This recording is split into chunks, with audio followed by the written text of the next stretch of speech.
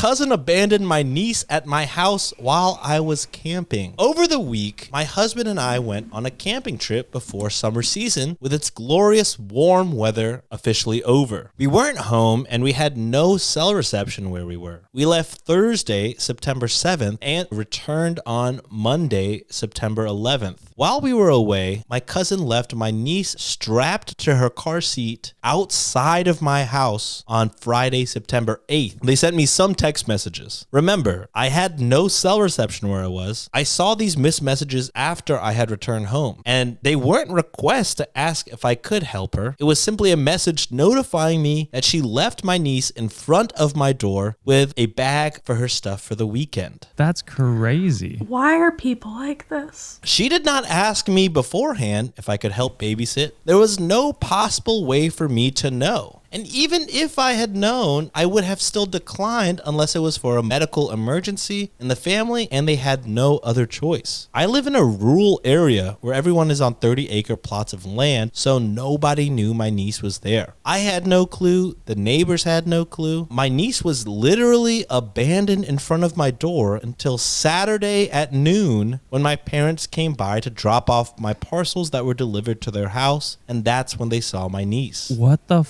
My parents called my aunt and had her come pick her up. I can only assume that my parents, my aunt, and my grandmother scolded my cousin for leaving my niece at my door. When I got home, all I saw was the initial text message telling me that my niece was dropped off at my place. Then, a string of very rude text messages and voicemails from my cousin calling me irresponsible for leaving my niece outside. Are you kidding me?